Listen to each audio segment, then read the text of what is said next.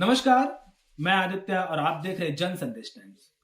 मुर्दा घरों में जगह कम पड़ गए, इलाज के लिए डॉक्टर कम पड़ गए, पटरी पर पड़े लोगों को उठाने के लिए कंधे कम पड़ गए और कोरोना के बाद देश में कफन कम पड़ गए। हर रोज लाखों रुपए के कपड़े बनाने वाली फैक्ट्रियों में कम पड़ गए 2 गज का कपड़ा।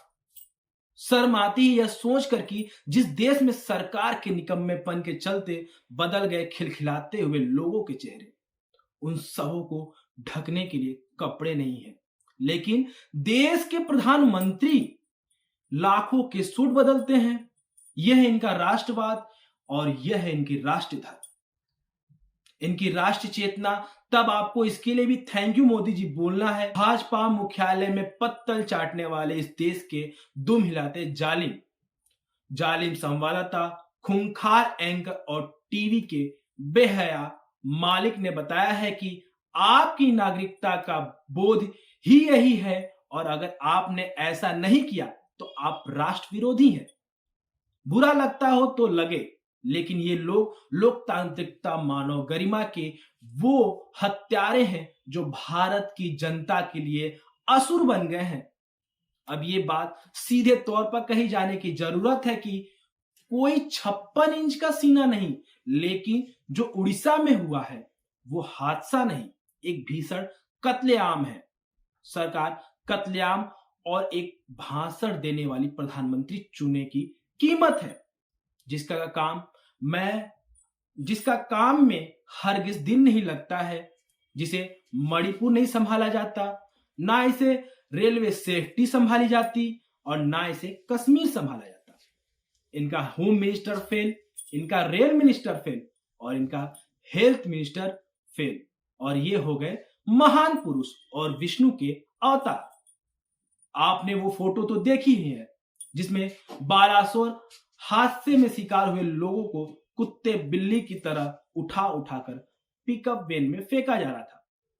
एक के ऊपर एक कलेजा फट जाता है यह देखकर कि हर आदमी को फेंके जाने के बाद चादर खींच ली जाती है और फिर उसी ही चादर से दूसरे को उठाकर फेंक दिया जाता है। पीयूष गोयल से पूछा जाना चाहिए कि कैसे कपड़ा मंत्री हैं आप जो कफन तक का इंतजाम नहीं कर पा रहे हैं।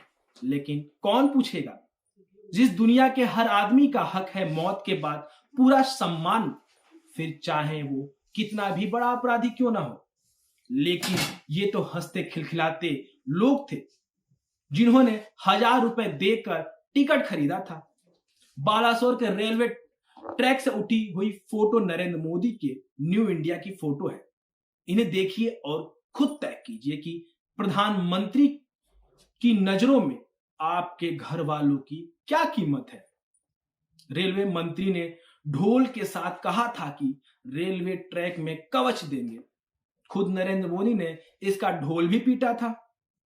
हद तो तब हो गई जब टीवी चैनल के एंकर ने अश्विनी वैष्णव को हीरो साबित करने में कोई कसर नहीं छोड़ा।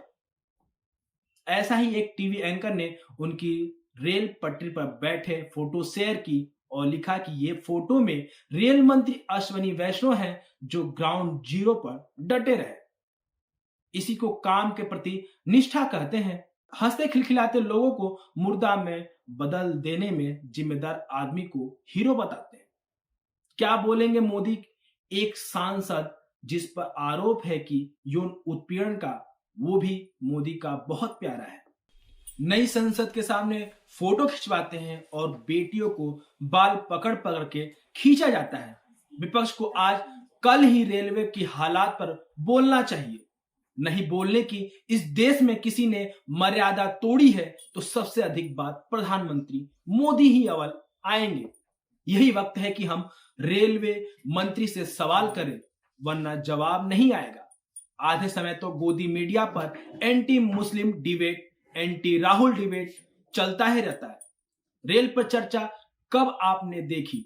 दुर्घटनाओं को रोका नहीं जा सकता, परंतु सरकार अपनी छवि चमकाने में कोई कसर नहीं छोड़ रही। ऐसी तमाम खबरों से जुड़े रहने के लिए देखते रहिए जन संदेश टाइम्स।